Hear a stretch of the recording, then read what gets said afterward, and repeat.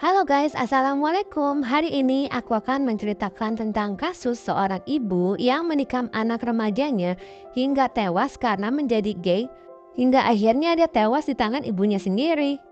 Ita Berli Lozano adalah seorang remaja yang lincah dan suka bersenang-senang. Dia tinggal di wilayah Cravino, San Paulo. Ita Berli yang berusia 17 tahun sedang belajar di Prof. Fernando Campus Rosas pada tahun 2016. Dia adalah seorang pekerja keras dengan pekerjaan paruh waktu sebagai juru tulis di sebuah supermarket lokal. Ita Berli digambarkan oleh teman-temannya sebagai orang yang ramah, ceria, cerdas, dan sopan. Dia adalah remaja yang lincah dan suka bersenang-senang. Ibunya, Tatiana Lozano Pereira, keduanya ini memiliki hubungan yang selalu tegang guys. Tatiana ini homofobia dan Ita Berli itu adalah seorang gay. Menurut pamannya Ita Berli, Dario Rosa, Tatiana ini selalu gak suka sama putranya itu. Ita Berli tidak pernah tuh bertengkar dengan siapapun. Dia tuh gampang banget bertemannya. Namun untuk memperbaiki hubungannya sama ibunya itu susah banget karena ibunya tuh selalu benci sama kelakuannya dia, sama orientasi seksualnya dia yang menyimpang. Puncaknya pada saat malam Natal tahun 2016. Tatiana dan Ita Berli ini bertengkar nih selama Natal itu karena orientasi seksualitas remaja laki-laki tersebut. Tatiana menolak untuk menerima kenyataan bahwa Ita Berli adalah seorang gay.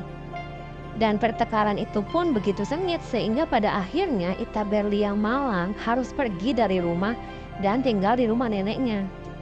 Pada tanggal 29 Desember, Tatiana menghubungi Ita Berli. Dia bilang, dia ingin menebus kesalahan pada putranya dan ingin berdamai dengan putranya.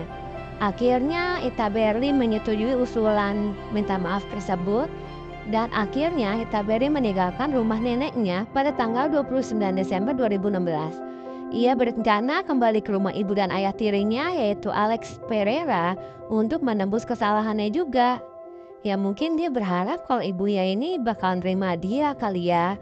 Namun setelah beberapa hari kemudian, si nenek Ita Berli tuh nelfon-nelfonin si Ita Berli kok nggak ada kabarnya, tiba-tiba hilang. Akhirnya dia melaporkan hilangnya Ita Berli ini ke pihak berwenang setempat. Neneknya pun mencari info kemana perginya Ita Berli ini kepada ibunya.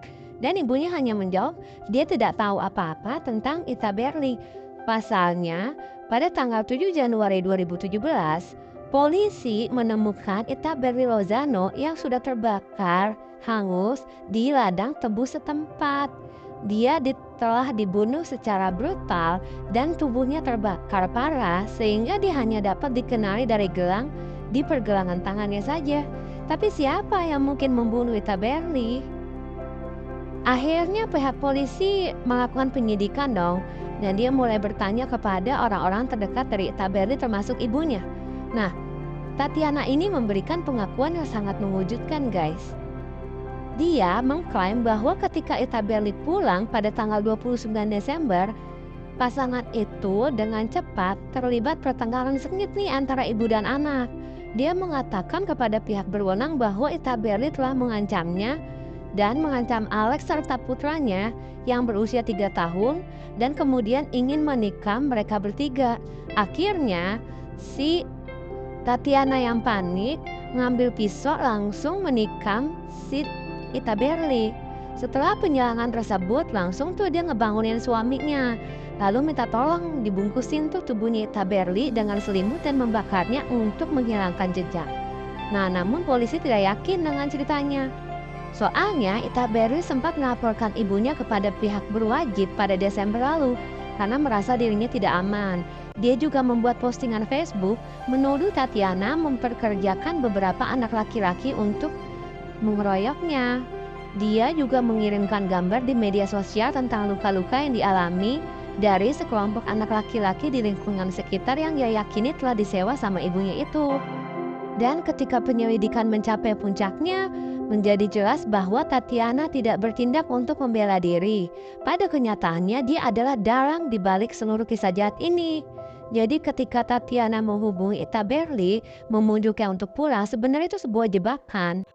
karena dia sudah menyewa dua pembunuh bayaran bernama Victor Roberto da Silva dan Miller da Silva untuk memukuli putranya yang masih remaja itu hingga tewas. Nah, dia mencoba nih membenarkan tindakannya dan menyatakan kalau sebenarnya dia itu ingin memberi pelajaran kepada putranya. Nah, kedua pembunuh bayaran itu menyerang Itaberli setelah kembali ke rumah. Pada saat itu, Itaberli menyadari ada yang tidak beres di rumah itu. Dia mencoba melarikan diri ke kamar mandi, tetapi mereka mengikutinya ke sana dan akhirnya Itaberli diserang oleh mereka berdua. Hanya saja mereka nggak berani membunuhnya dan mereka menolak untuk melakukan serangan yang lebih besar lagi kepada si Itaberli. Namun Tatiana nggak puas nih kalau cuma dipukulin doang. Akhirnya Tatiana mengambil pisau di dapur dan dia sendiri yang menikam leher Itaberli.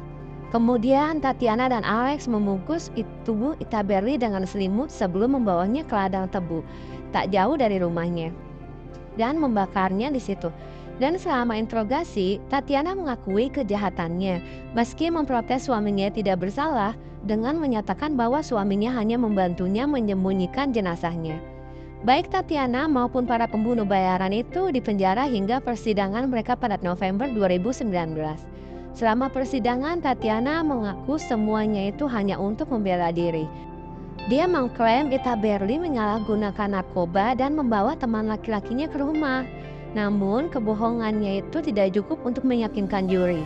Pada tanggal 27 November 2019, Tatiana Lozano Pereira dijatuhi hukuman 25 tahun 8 bulan karena pembunuhan dan penyembunyian mayat. Victor Roberto da Silva dan Miller da Silva juga dijatuhi hukuman 21 tahun penjara karena 3 kali melakukan pembunuhan berat. Itulah kisah tragis dari Itaberli Lozano. Terima kasih sudah menonton. Sampai jumpa di kasus berikutnya. Assalamualaikum.